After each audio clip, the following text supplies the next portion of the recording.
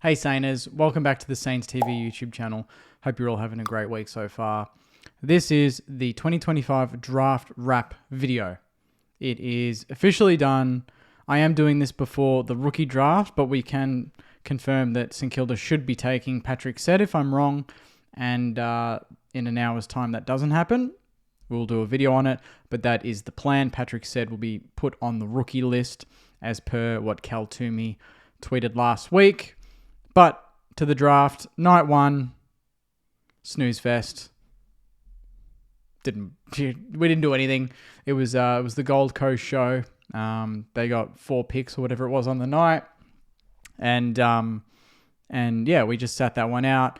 Obviously, the key takeaway from night one, putting jokes aside, was that obviously Filippo didn't get picked up, and Fincher didn't get picked up. So that was good for us for night 2. So there was a lot of good players moving into night 2 that were still available. A lot of them, including Charlie Banfield, were available, and there was a number of other ones as well. Some that still are yet to be picked up, which is crazy, and you wonder what happened there. But night 2, watched it last night, and yeah, I was wanting to leave it with Fincher and Filippo, but Sydney picked up Jevan Filippo, and that was, there was always a chance that someone else would pick him up, and that's okay.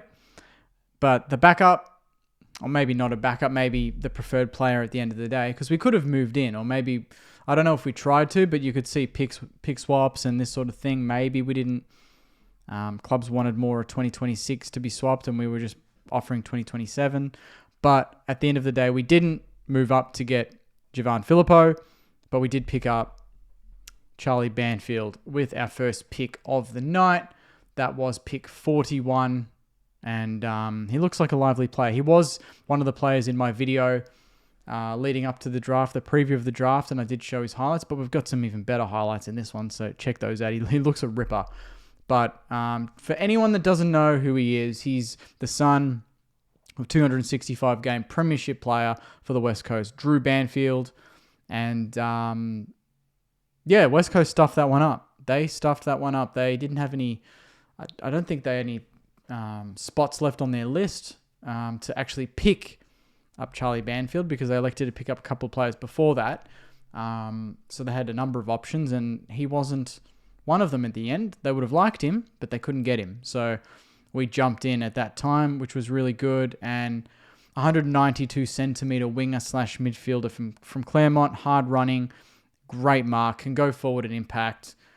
I think he's got that leadership about him as well, the way he goes about it. And his 2K time trial was insane. Absolutely insane. At 6 minutes there for the 2K. So that is elite level. And obviously we love runners at St Kilda. This was his reaction last night.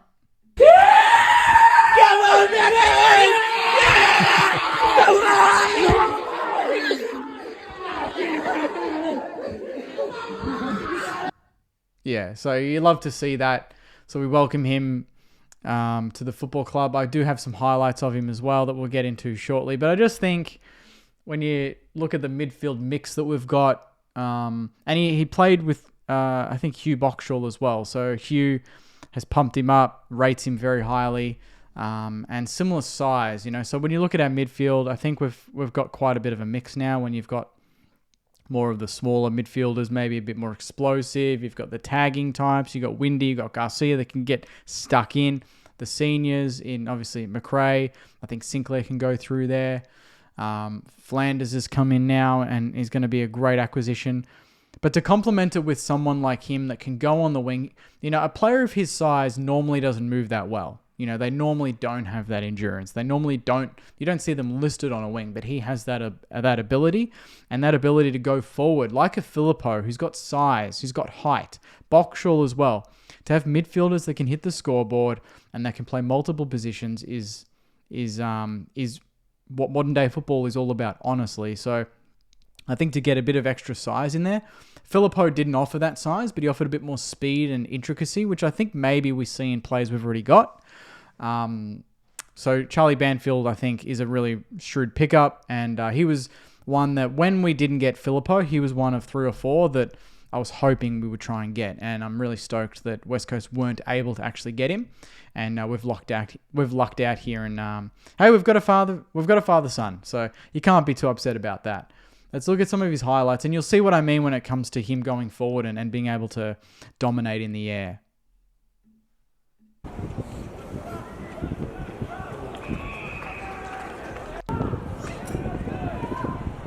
Yeah, he just clunks them. Like, that looks like a centre-half forward clunking him, but this is a guy that can play on the wing. And maybe that's I didn't think about it, but potentially like a Mason Wood type replacement down the line. Wood plays wing, can go forward and take a mark, kick goals, play bigger than his size. I think obviously Banfield is, bigger than Mason Wood in terms of height, but I think that could be a sort of a template for him to try and mimic. But he just knows. Look at that. That makes him such a hard matchup. Like, he play on a wing and then he drags you to the square, and you're in trouble.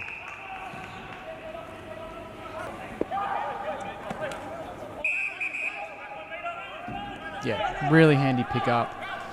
There are more highlights on Rookie Me Central, so check that out. But just from that little glimpse, you can see the sort of assets that he has, and I just think even last year, I've stressed it enough out, we just didn't dominate the air enough, and if we can have midfielders do it as well as our forwards and our backs, I think that makes us such a hard team to play against.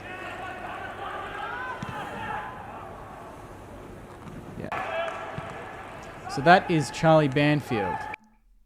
The other player that we picked up was the one we all knew we were going to pick up, pretty much. There was a chance we wouldn't, but it was more unlikely, I think. And that is Kai Fincher. So we welcome Kai Fincher to the Saints Footy Club. We secured him, academy graduate with pick 52 in the national draft, 184 centimetres, midfield, forward, can play halfback as well. So he's perhaps a utility, you would call him. He's got a lot of versatility. He's got a lot of speed, explosiveness, takes the game on, likes a goal, and yeah, has looked every bit a very solid AFL player. When he debuted in the VFL, had a great game there, and obviously throughout the season. And now a St Kilda player. So that is excellent news. If you didn't see the highlights last time, we'll get the highlights up here. And here's a little bit of Kai Fincher, the new St Kilda player. Dragged down off his kick. Well done, this is Kai Fincher, St Kilda's NGA prospect. It's going to be a push in the back.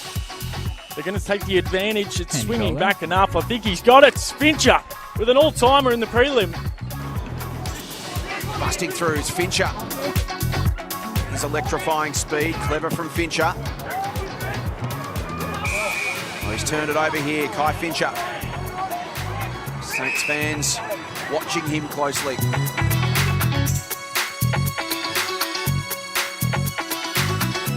Directly in front, he'll have to kick it all of 50 metres.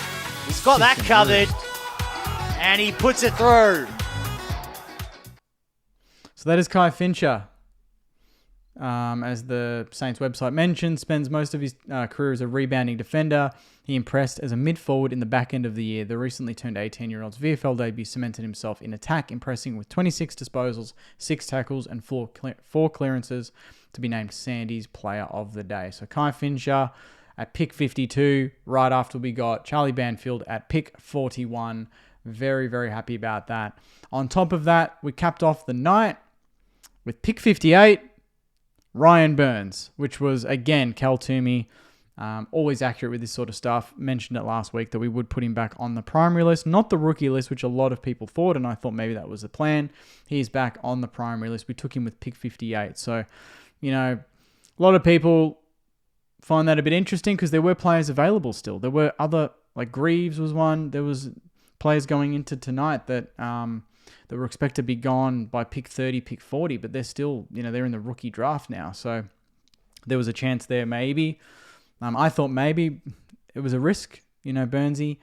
Was that the chance for us to jump the gun and go somewhere else? But we've picked Ryan Burns, and that rounds out the 2025 AFL drafting for St Kilda. We didn't do a Port Adelaide.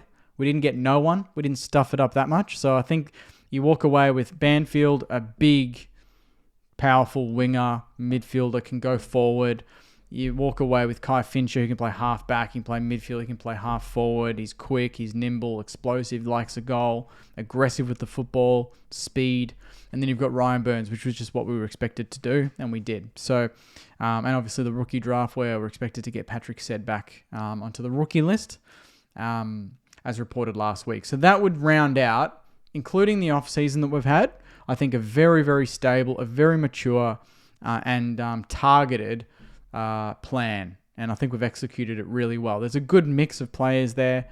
The halfback position was one that we do need to look at, and Fincher, if he hits the ground running, he can win that position. With him and Hasty fighting for it, that's a position he can win because he's played it before to great success. Although, midfield later in the season, I think that's a position of need. I would have liked to look at more of a key forward as well in the draft, honestly. I just think so reliant on King to get his body right. If that doesn't happen, I know we've got Keeler. Caminiti can go and play forward, but I just think another prospect would have been nice because there are games where I'm sure Caminiti might play back. Keeler might not be in the team for certain reasons. I just think having a prospect outside of King as a genuine key forward, not drafted ruck turned forward, just a genuine key forward would have been nice, but that's okay. That's we'll address that when we need to. But I think right now, when you look at the list as a whole, there's not a lot of gaps in it. I think we've got some key defenders. We've got stock there. We've got small defenders. We've drafted Fincher to hopefully fix that issue as well. Midfield has got a really, really good mix, especially if Garcia and Filippo and Boxall and these guys can go up a level like Naz has. And then forward of centre, smalls, we've got plenty of small forwards now that could be very dangerous, and seniors and obviously youngsters in Collard. And then the medium tall forwards, we've got plenty of them. Sharman, Owens. Key forward, I still think maybe that's a little bit of a gap, but who knows? I might eat my words during the season and Caminiti kicks 50 goals for the season or something, which I would happily love to see. So that is the draft. I think it's, it's not a headline draft, but I think it just caps off a really good number of years of drafting and obviously then recruiting with free agents. So I'm all for it, and looking forward to seeing what Fincher and Charlie Banfield can do. We've done some very good work in recent years in the sort of latter parts of the draft. From pick 40 to pick 60, we've gotten some players. So if Fincher and Banfield can mimic what the development of Garcia and Boxall, which were both in that same realm, then you'd have to say we've done an excellent job. And good to get an NGA as well, and a Father's son. Not ours, but West Coast. So that's awesome. And then Ronnie Burns. He's got an opportunity again, and I'm curious to know how many players were drafted and then got redrafted like 6 years later, almost at the exact same pick. He was pick 52 in 2019, Ronnie. He's now pick 58 in 2025. So interesting one for trivia next time. But that is the draft. Let me know your thoughts, Sayers. Hopefully you enjoyed the highlights as well. I like to get that going a little bit more so you can see what these players are all about. And you can see they're completely different players, and I really like that. And a nice mix. They both can go through the midfield, but they both can play other parts of the ground to really good effect. So well done to the team. Well done to Simon Dalrymple, to Gubby Allen, to Sauce for the last 2 months. A lot of work to retain players, to recruit free agents, and to obviously hit the draft with not a great draft hand. Let's be said, we've operated this off what? We've got pick 41, pick 52, and pick 58. So to do that outside of, the top, the first round, I think is a job well done on all fronts. So put it in the comments, Sanders. Let me know how you feel about it. I'm excited. Full training starts next week, so we'll see everyone on the deck, and we'll get a training video out next week as well. So thanks very much, Sanders. Take care, and as always, go you mighty Saints. See you guys.